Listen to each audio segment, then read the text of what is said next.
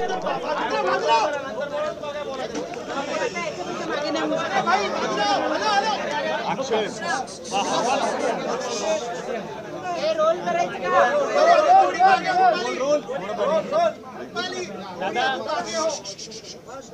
काल अंजली दमानिया ज्या आहेत त्या तुम्हाला भेटल्या आणि धनंजय मुंडे यांच्या राजीनाम्याची मागणी केली आहे। त्यांनी तुम्हाला पुरावे दिलेले असल्याची माहिती जी आहे त्यांनी बाहेर येऊन माध्यमांना दिली। त्यांनी काही कागदपत्र माझ्याकडे त्या ठिकाणी दिली, मी ती कागदपत्र घेतली, ती पाहिली। मी आज कॅबिनेट झाल्यानंतर मुख्यमंत्री महोदयांना नागपूरला जायचं होतं, पण मी आज रात्री मुख्यमंत्र्यांची वेळ घेणार होतो, कारण मला काही विषयाच्या बद्दल मुख्यमंत्र्यांशी बोलायचं होतं। कारण डाव सोडून आल्यानंतर मला म्हणजे फोनवर आम्ही बोललो, परंतु समक्ष एकमेकाशी भेटून असं मला बोलता आलं नाही। पण ते म्हणले मी जाणार आहे, तर आत्ताच तुम्ही अँटी चेंबरमध्ये माझ्या या, आपण तिथं बसू, मग नंतर मी जाऊन जे काही विषय वेगवेगळे होते त्यावेळेला तुम्हाला जसं अंजली दमानिया भेटल्या तशा मला पण भेटल्या। मला पण त्यांनी काही कागदपत्र वगैरे दिलेली आहे आणि काही त्यांचं म्हणणं जे काय आहे ते सांगितलेलं आहे। ती कागदपत्र मी म्हणलं मग तुम्ही काय केलं, ते म्हणले किंवा ते जी काही चौकशी चालू आहे त्या 3 प्रकारची चौकशी चालू आहे। एक आहे SITची, एक आहे CIDची, एक आहे न्यायालयीन चौकशी।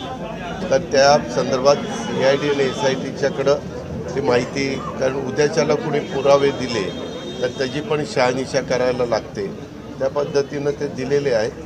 त्याच्याबद्दलचं काय वस्तुस्थिती नक्की पुढे येते आणि त्या प्रकारे मग पुढच्या गोष्टी काय करायच्या ते ठरवलं। दादा, धनंजय मुंडे असं म्हणाले आज की माझ्या राजीनाम्याच्या खूप चर्चा चालू आहेत, त्याचं उत्तर मुख्यमंत्री आणि उपमुख्यमंत्र्यांनी द्यावं आणि माझी इच्छा तीच आहे की त्यांनी उत्तर द्यावं। आम्ही पहिल्यापासून सांगतोय, मुख्यमंत्र्यांनी पण सांगितलं, मी पण सांगितलं की जी काही घटना बीड जिल्ह्यामध्ये घडलेली आहे सरपंचांच्या बाबतीमध्ये, त्यामध्ये जे कोणी चौकशा चालू आहेत त्या चौकशीमध्ये जे कोणी दोषी असतील त्यांना फाशीची शिक्षा झाली पाहिजे, तशा पद्धतीनं आपण सगळा प्रयत्न करतोय आणि ती चौकशी चालू आहे। त्याच्यात जर कुणाचे आणखीन काही नावं आली तर त्यांच्यावरही कारवाई केली जाईल, परंतु जर कुणाचा संबंधच नसेल तर कारवाई करण्याचा प्रश्न येत नाही। जर संबंध असेल तर निश्चितपणे कोणालाही पाठीशी घातलं जाणार नाही आणि हीच भूमिका राज्याच्या मुख्यमंत्र्यांची पण आहे आणि माझी पण आहे। एकनाथराव शिंदे साहेबांनी पण तसंच वक्तव्य केलेलं आपण पाहिलेलं आहे। केवळ दादा एक आरोप झाल्यामुळे पण राजीनामा दिलेला होता, नवाब मलिक साहेबांनी दिला होता, अनिल देशमुख साहेबांनी दिलेला होता। आरोप झाल्यानंतर बाजूला होणं ही प्रथा होती राष्ट्रवादीची आणि तात्पुरत्या काळापुरतं का होईना तुम्ही पण 72 दिवस मंत्रिमंडळातून बाहेर होता। ठीक आहे, माझी गोष्ट वेगळी आहे। माझ्या त्यावेळेस जे काही घटना घडलेली होती ते बघितल्यानंतर मला ते असह्य झालं, म्हणून मी ते राजीनामा दिला।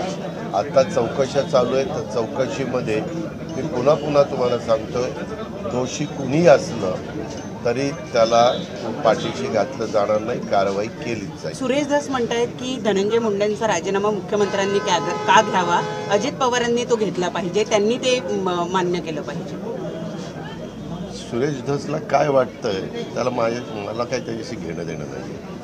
मी या सरकारमध्ये भाजपच्या वरिष्ठ नेत्यांशी मी चर्चा करत असतो, त्यांच्याशी चर्चा करून महायुतीचं सरकार व्यवस्थित पुढं काम करावं, त्याच्यामध्ये एकनाथराव शिंदेंची पण महत्त्वाची भूमिका आहे।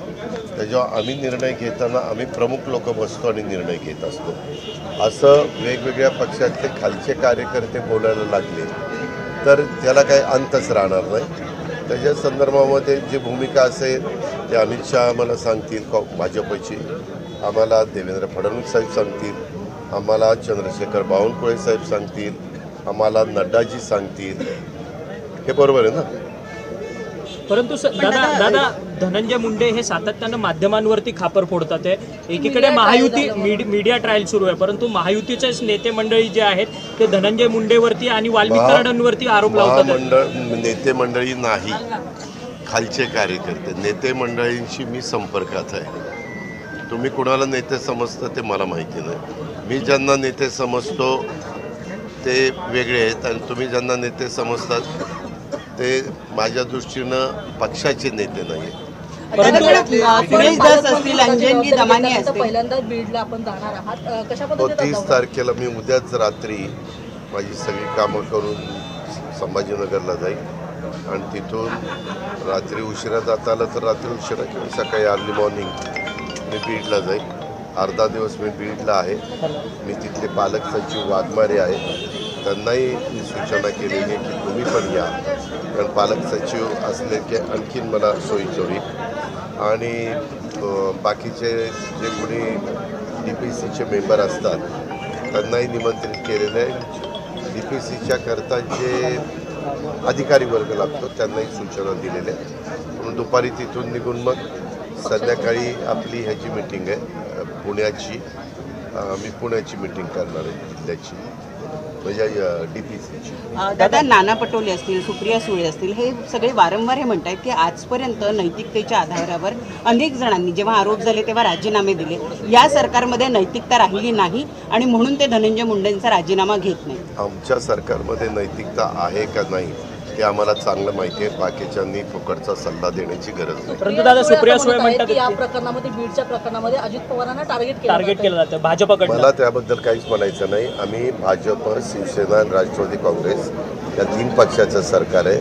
मी पुन्हा पत्रकार मित्रांनो तुम्हाला सांगतोय, मी वरिष्ठ पातळीवरच्या सगळ्या मान्यवरांशी संपर्क ठेवून आहे. त्याच्यामुळं जर तुम्ही असे कुणाकुणाचे नाव घेऊन हा असं म्हणतो तो तसं म्हणतो, मी तुम्हाला सगळ्यांना खालचे लोक काय म्हणतात त्याच्याबद्दल उत्तरं द्यायला बांधील नाही आहे. मी पुन्हा सांगतो. त्याच्यामुळं